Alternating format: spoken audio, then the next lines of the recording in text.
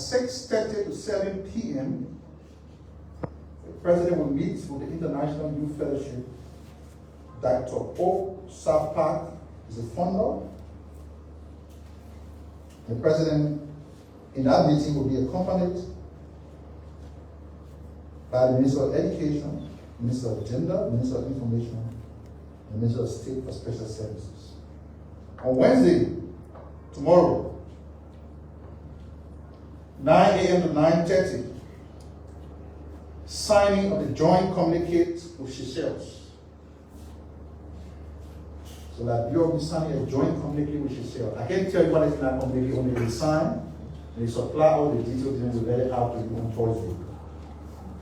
And at that signing ceremony will be the Minister of Foreign Affairs.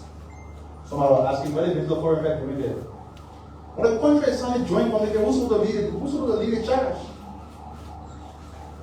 The Minister of Foreign Affairs, the Deputy Minister of Foreign Affairs for International Cooperation and Economic Integration, Liberia Ambassador to Japan, Assistant Minister and Chief of Staff to the Foreign Minister. At 9:45 to 10 p.m., the President will be meeting with the UNDP. Mr. Hawley Shu, UNDP Acting Administrator. Ms. Huna Izakua, Assistant Administrator and Director of Regional Bureau for Africa. And the people the President meeting, UNDP Chief Administrator and Assistant. In that meeting, His Excellency will be accompanied. There will be 4 participants. The President will not be there. The Minister of Foreign Affairs, Minister of Finance, Minister of Mines and Energy, the Senior Economic Advisor to the President, and the Deputy Minister for International Cooperation and Economic Integration, Minister of Foreign Affairs. Also on Wednesday, 10:35 to 10:50, there'll be a bilateral meeting with the Japanese Prime Minister. The list of everybody who will be in that meeting from the end of the Japanese news are here, and that meeting will be held at the Intercontinental Yokohama Green bilateral meeting. On the 10th floor, the participant will be the President, the Minister of Foreign Affairs, Minister of Finance, Minister of Commerce, Minister of Agriculture, Minister of Education, Minister of Gender, Minister of Information, the Senator Chair on Security, and Liberia Ambassador to Japan. At 11:30 to 12:15, there will be a meeting with the IC senior management. 12:30 to 1:30, 1:40 to 2 p.m., the photo section on tomorrow.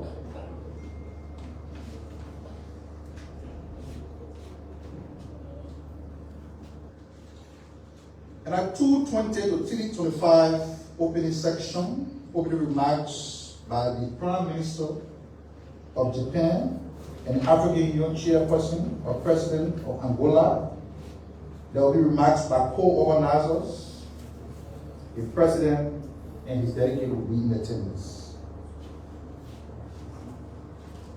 At 3:30 to 3:50, the President will have a meeting with the United Nations Human Settlement Program, and he will be accompanied by some members of the delegation, Minister of Finance, Minister of Information, Minister of State for Special Services, and the Deputy Minister for International Cooperation and Economic Integration.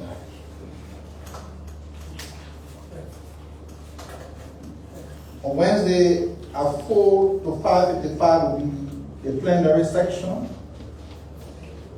The first section will be on peace and stability, presenting objectives. Former Japan Prime Minister, AU Commissioner, delivered opening remarks. The floor will open. His Excellency President Bouaka will give 3 to 4 minute remarks on peace and stability.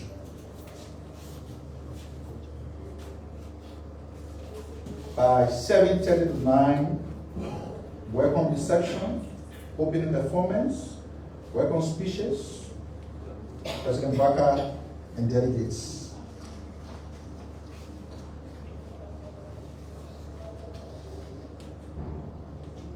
So there's a whole itinerary for the event that is taking place in Japan. I just thought to drill you through so you can have an idea of what is happening there. And as a country, we can be hopeful that the outcome from the engagement that are ongoing in Japan will be an addition to the effort being made by the government on the ground to address some of the problems that we have as a country. We cannot overlook these events. When the president attended the FOCA in China last year, there were people asking, when I broke out from there? When I broke out from there? So they go to EFDC. A $5.5 million broadcast complex is being built. In fact, I'm told it's dedicated in the next 2 months. By September, the construction of the overpass bridges will begin. The 288 agricultural equipment are also part of that China. So the president has never lost sight of the urge to properly negotiate on behalf of the country. So I've done that. So instead of trying to politicize and trivialize the composition of the president's delegation to such an important meeting, let us follow the details. Let us follow the details. That's how I can see it.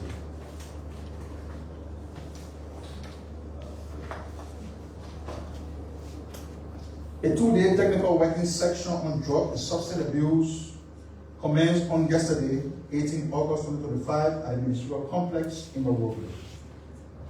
The section brings together representatives from key government ministries and agencies, civil society organizations, and development partners.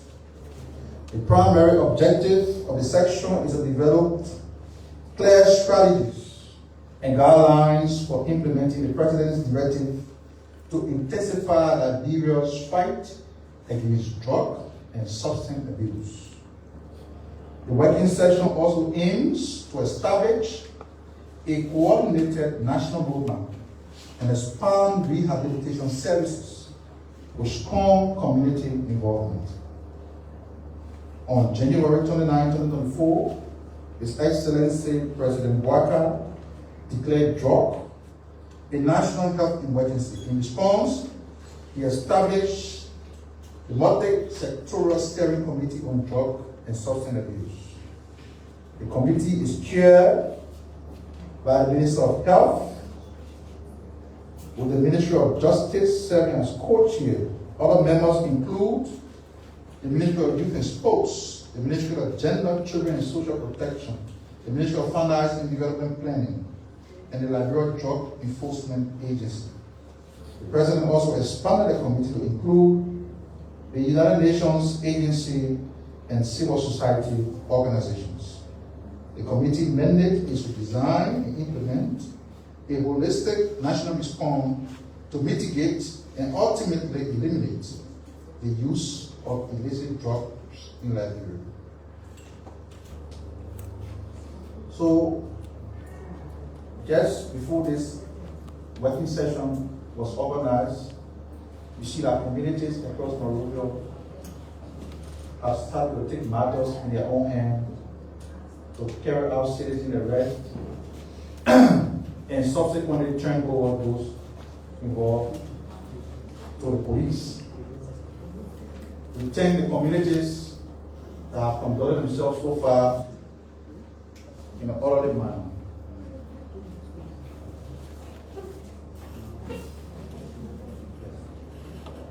We thank the community that have conducted themselves so far in an orderly manner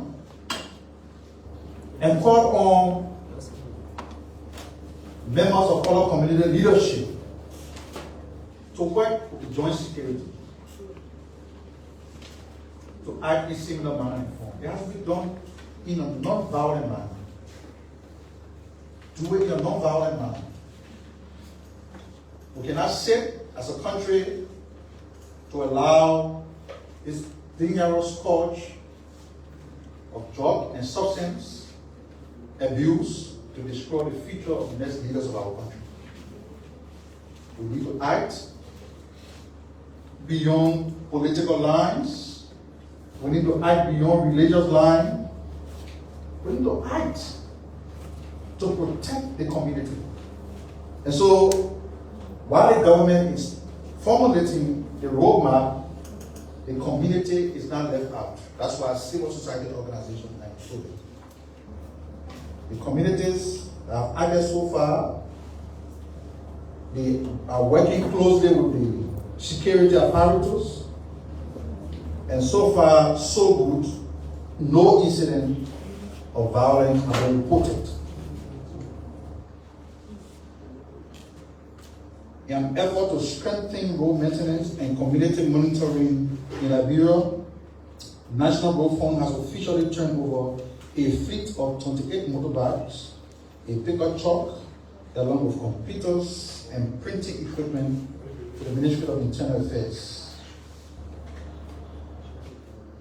The support is aimed at at improving road maintenance and monitoring in local communities. The donation will help launch the community-based organization CBO Road Monitoring Program, which focuses on identifying and fixing problems on community and feeder roads quickly. The program will allow trained community members to report road issues and also perform small repair tasks like clearing drainage system and bridging roadsides. This will help keep roads in good condition and make them safer for everyone. The Ministry of Internal Affairs will lead the effort, working with local leaders and organizations to carry out the work effectively. Beyond just fixing the roads, the project also creates jobs opportunities, especially for young people. Around 1,500 youth will be hired as road monitors, giving them meaningful work while improving infrastructure. The program supports the government goals of involving communities more in development and spreading services fairly across all parts of the country.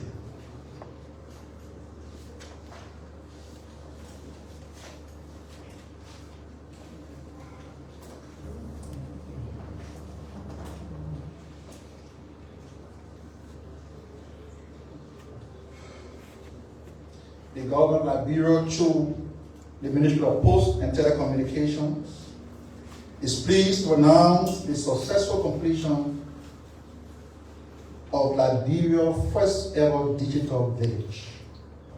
Located in Foya District, Lofa County, the digital village is a state-of-the-art facility that will provide green energy, internet connectivity to over 50 homes, including schools, hospitals, clinics, churches, mosques, and other facilities within a 2.5 kilometer radius.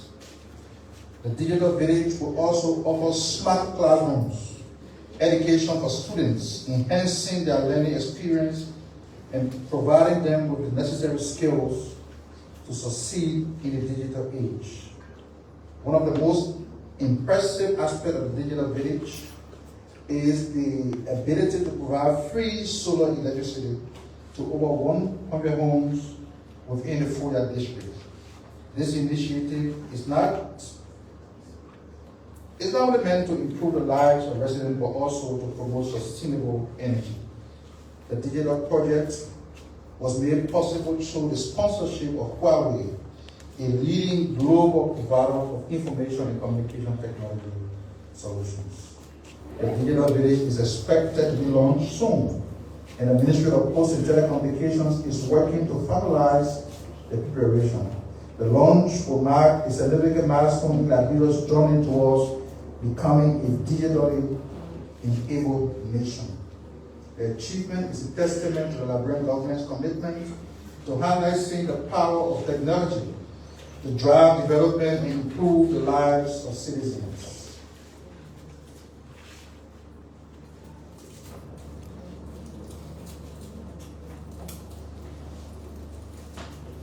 That last thing before I invite the Honorable Executive Director to the podium. The government has made a significant move in advancing youth empowerment and development with the official launch of a new national service program aimed at tackling youth unemployment and strengthening youth skills. According to the Ministry of Youth and Sports, the soon-to-be rolled-out program will initially deploy 150 young people, each receiving a monthly stipend of $200 for 30 months through a partnership with the United Nations Development Program. The program builds on the government's existing cadet program, which has already absorbed dozens of participants into permanent government roles. The program is also about providing real opportunities for young people.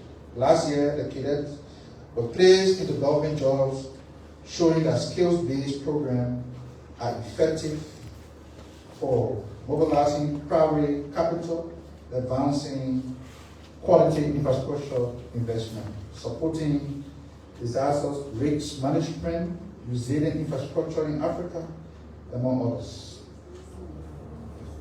So let me now stop there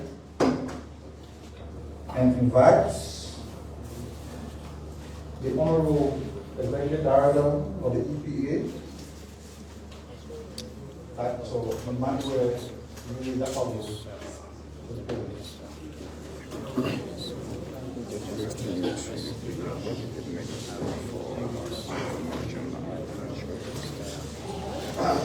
Thank you very much.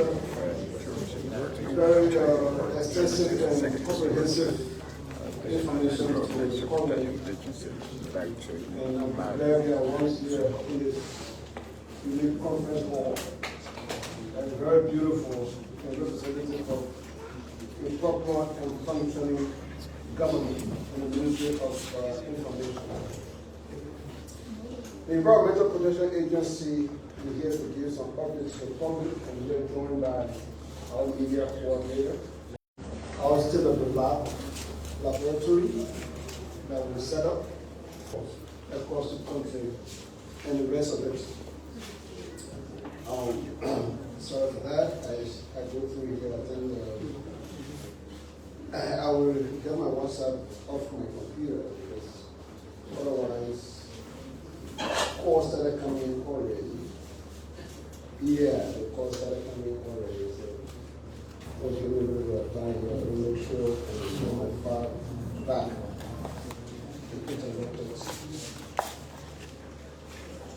My system that came on the computer.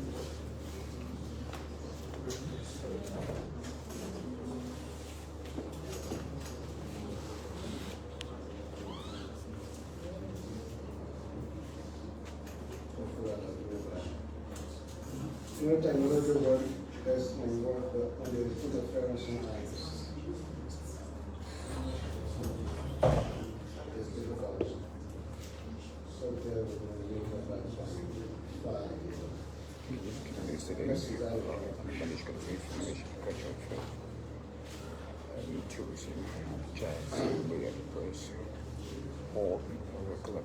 conference today is nothing later for August 2025.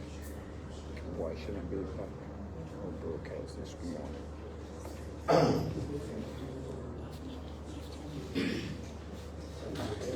Sorry. Anyway, it doesn't matter where you watch it from. WhatsApp call that came on. Good morning, good afternoon, good evening, location, doesn't matter. It's MICAT conference. The hard copy? Rather do the hard copy because otherwise we don't want this to happen again.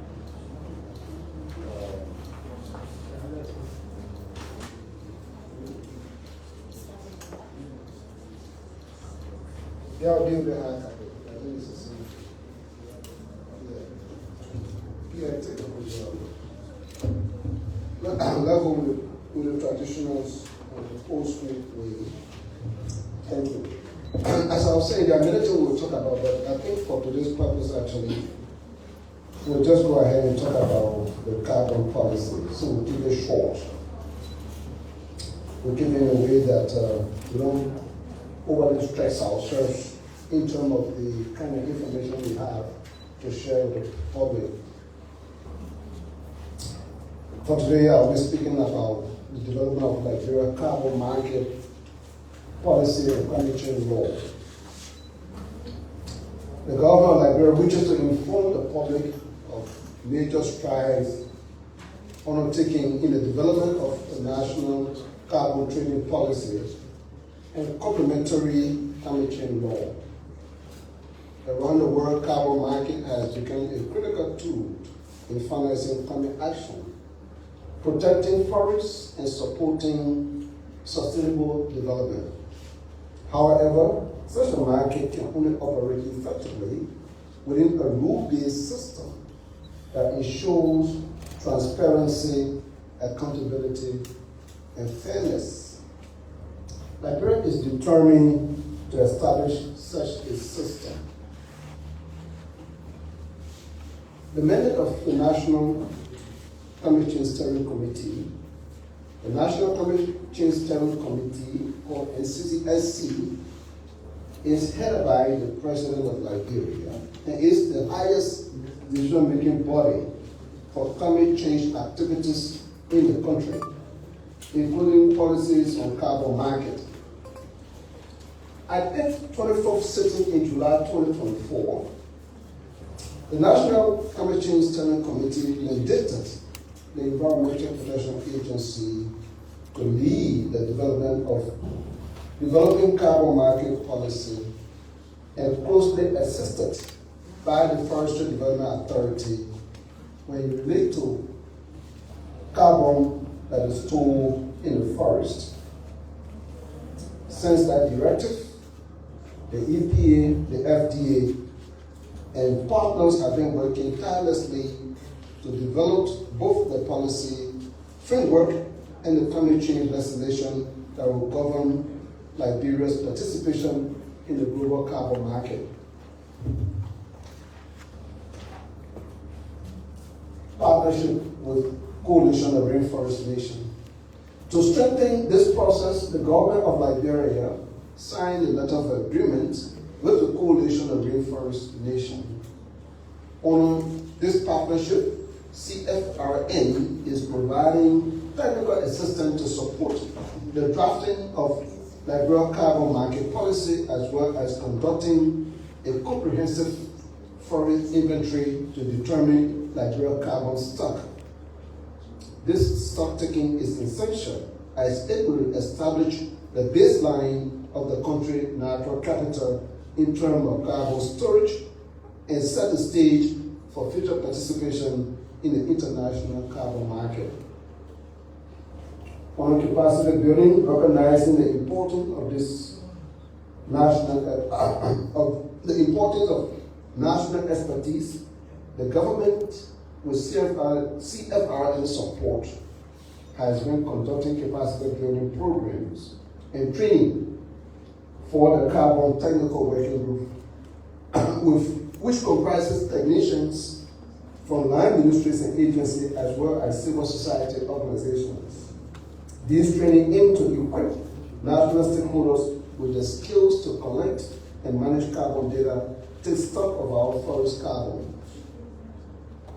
During the last week of August, CFRN will carry out on-the-ground training in Liberia.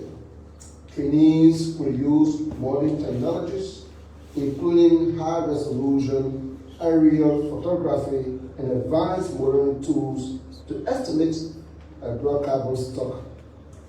A similar exercise is already underway for the country mangrove to determine their carbon storage potential. These steps are essential to ensure Liberia has accurate data on its natural carbon assets. inclusive and participatory policy development. Liberia draft carbon market policy has already gone for technical review by experts from line ministries and agencies, civil society representatives, and development partners. It has also been presented to the National Climate Change Steering Committee.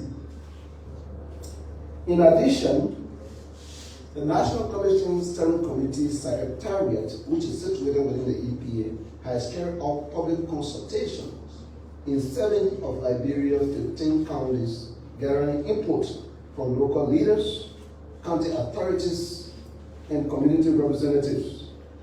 The rest will be covered very soon.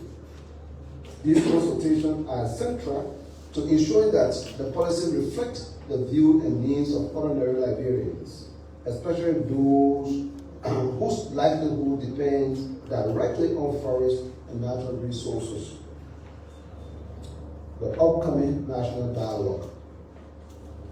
To build on this momentum and ensure full national ownership, the EPA, along with its partners, one of the auspices of the National Climate Change Steering Committee, will convene the national dialogue on the draft carbon market policy from August 21st to 22nd, 2025, in Nimba County.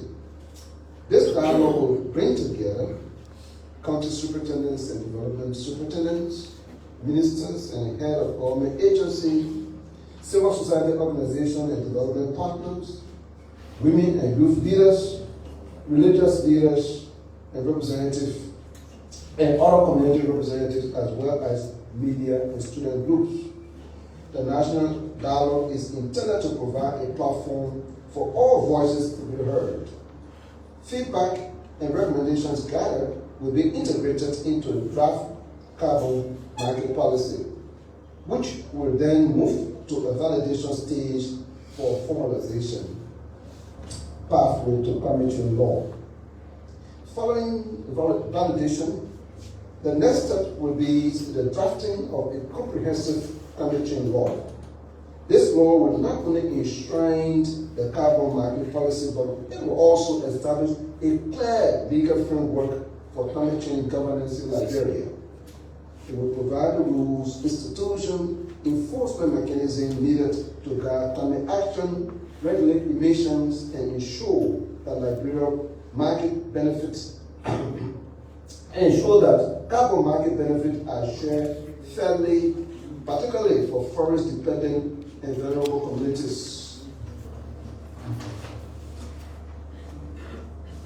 Conclusion, Liberia is committed to building a transparent, accountable, and inclusive carbon market system that safeguards our forests, uplift communities, and position the country as a credible player in the global carbon market financing mechanism. The EPA, the FDA, the National Climate Change Steering Committee, and all partners call on all citizens, civil society, and stakeholders to actively participate in this process. Together, we can ensure that Liberia's natural wealth becomes a source of resilience and prosperity for generations to come. I want to end about this to say that we can talk about many things, but today we chose to only talk about carbon market, but because it's extremely important. And I just also want to highlight that our country is going through tremendous transformation. And those of us who are part of it and those who are not part of it. But in the future, history might look at this period as a period of the beginning of the growth of Liberia. What a company house with something that was nicely renovated, with this building going on serious renovation, or the Liberia Water and Sewer, or right down here in the Ministry of Mines and Energy, or the EPA, and many other government buildings. There's a real breath in terms of giving them favor. But also, if you do look at the July 26th celebration, what happened in this country and what happened around the world, a new form of hope is ignited in the people. And we all, if we continue to work at it, I think our country will be a better place. Ladies and gentlemen, thank you.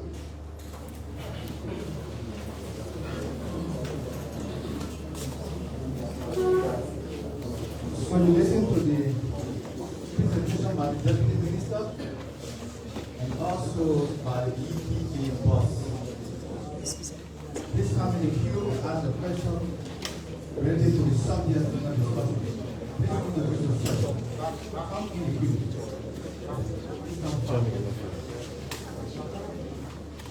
My name is Joseph Seri, and I report for ABC. My first question goes to Mr. Samuel. First of all, let me thank the government of Liberia. The president has appointed the board for the Liberian National Security Authority, which is, I believe, is a real work for the tourism sector. Mr. Minister, there is from this African publications on the bearer of the Minister of State. We all know he served this country, and as someone who at that level, he deserves a state bearer. Instead to provide clarity on this, it is true that he will be buried in the United States or he will be brought back here for a state bearer. And so the EPA was, usually during the draft, we see people excavating them in different parts of our country. And our survey we conducted, most of these excavations during the rainy season because flooding in the communities. I want to know how rigorous is your team when it comes to the enforcement or the enforcement of regulations for the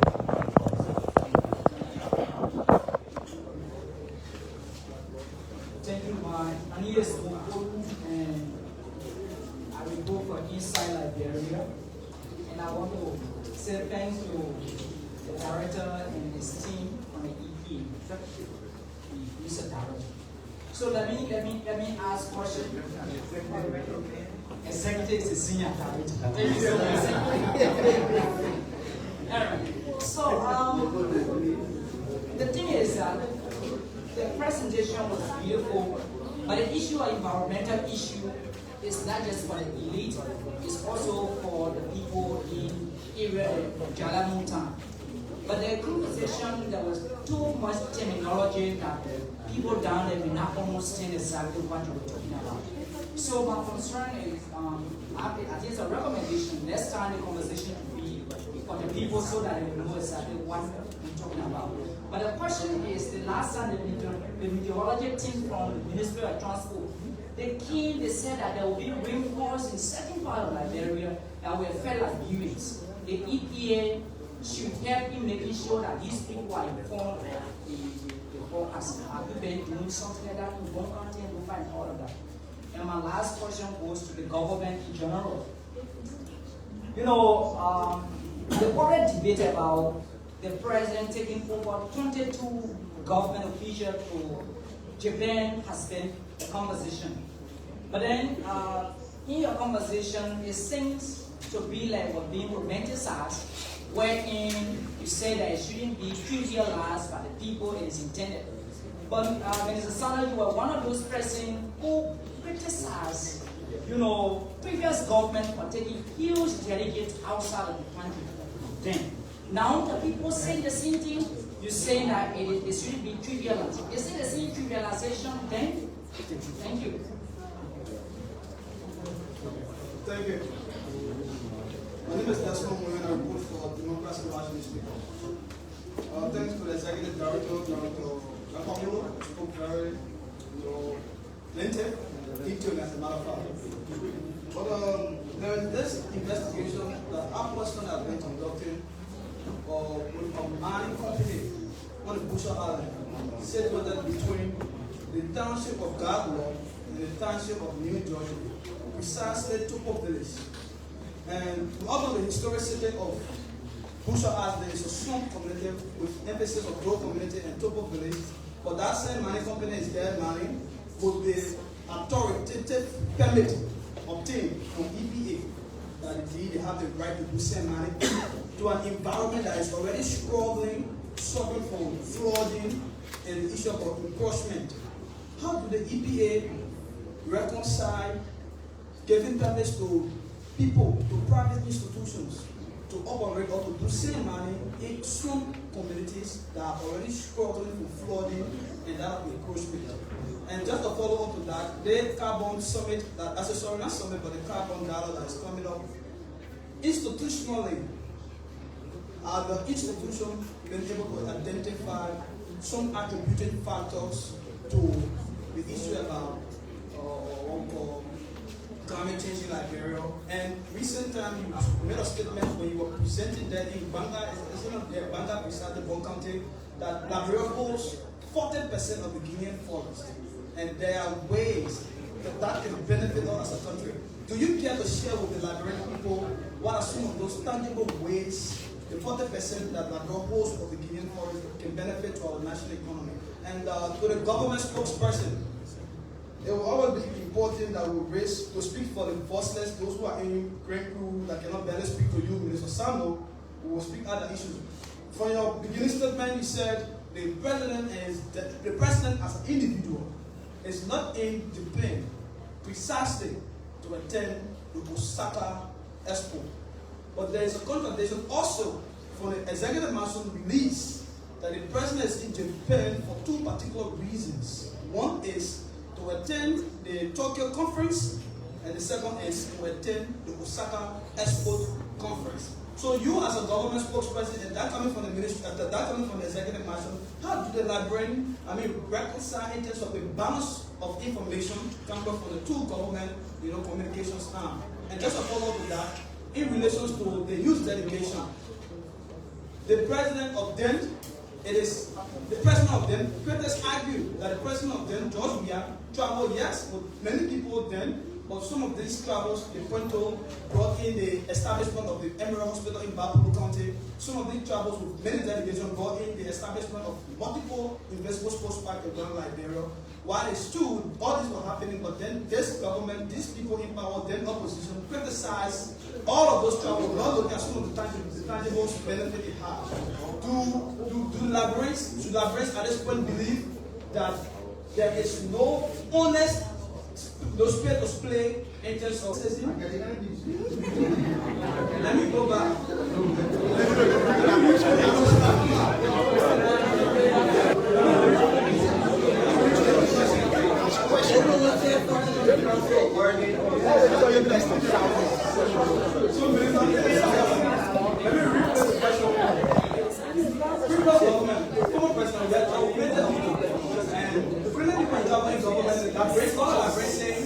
These people they talk with plenty of dough, but they got some of the development like invisible sports park, like the Bapulo Hospital.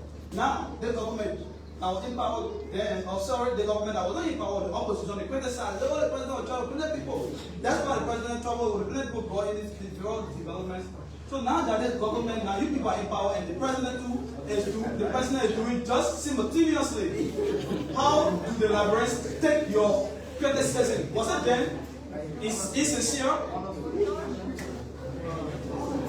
Okay, good afternoon. My name is Urey and I report for the Urey independent newspaper. I have just a question, and it goes to you, just a few days ago, I think I contacted you on WhatsApp concerning the detailed investigation involving the devastating emissions to the very life of residents in 4 communities in Kenya.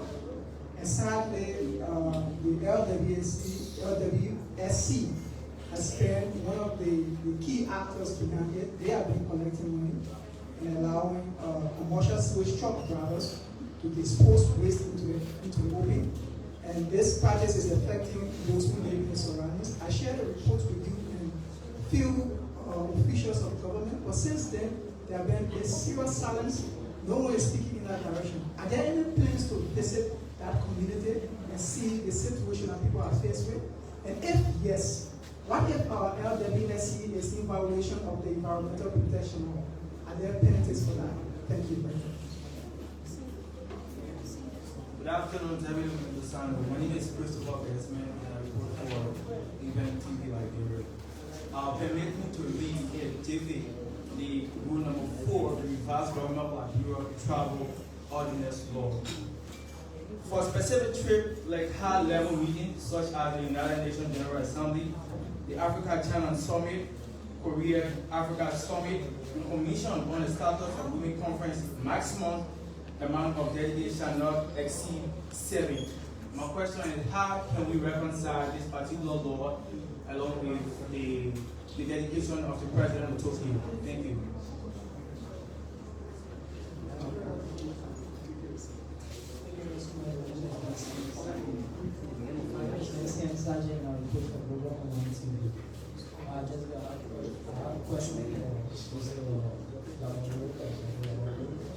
This concern when you say forest key to fighting climate change campaign in MICAT County, and you said that we are blessed with more than 40% of the football community.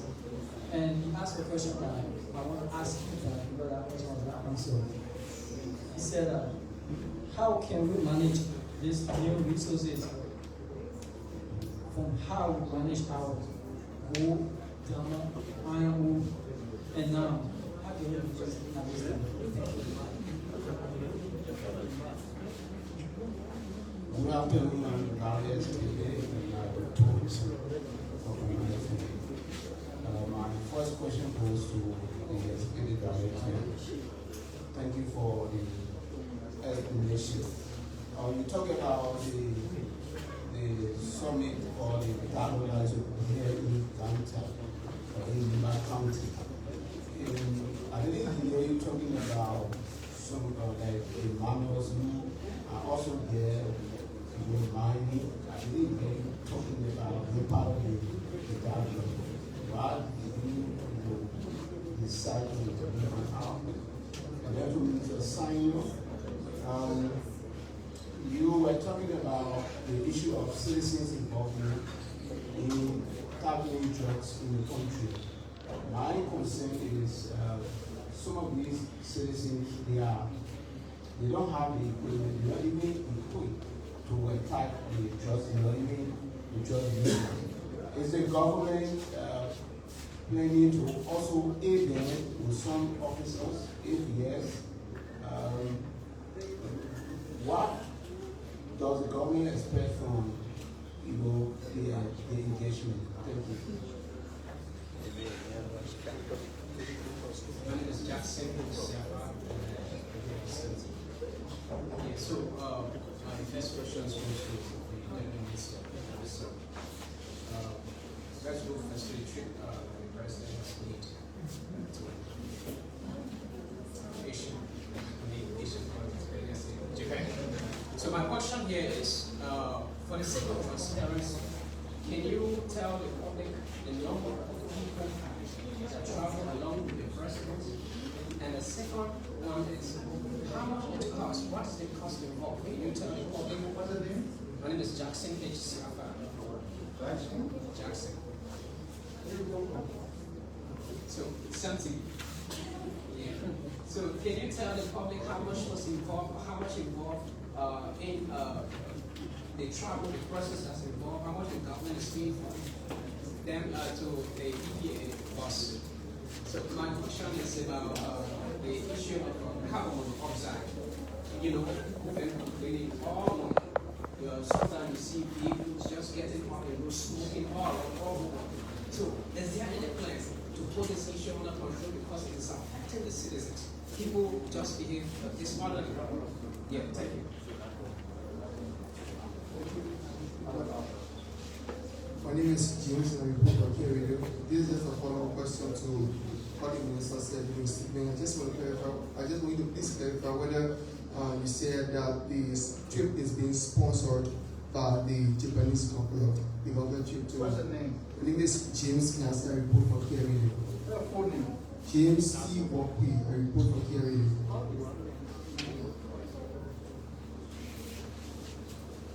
Yeah, so I'm Samuel Johnson, I report for Terra Online Television. I have a question for Mr. Sanjo. I overheard you talking about the LBS media complex and giving attachment to President Buaka's recent trip to China. And so, with the last administration, we saw that project was being negotiated and fundings were already available for cell projects. I'm Samuel Johnson. For cell projects, so I wanted you to provide more clarification as to whether that project is being implemented as of the trip made by President Buhari to China, or is a project that was being fully initiated by the last regime. Thank you. I'm embarrassed to run a report for DNS Liberia. My first one goes to Mr. Sunny. Given on the current, I'm embarrassed, given a report for DNS Liberia. Given the current economic condition of the country, how can the government justify the size and the cost of the travel of the president in some official Liberia? And to put us asking top questions to government and the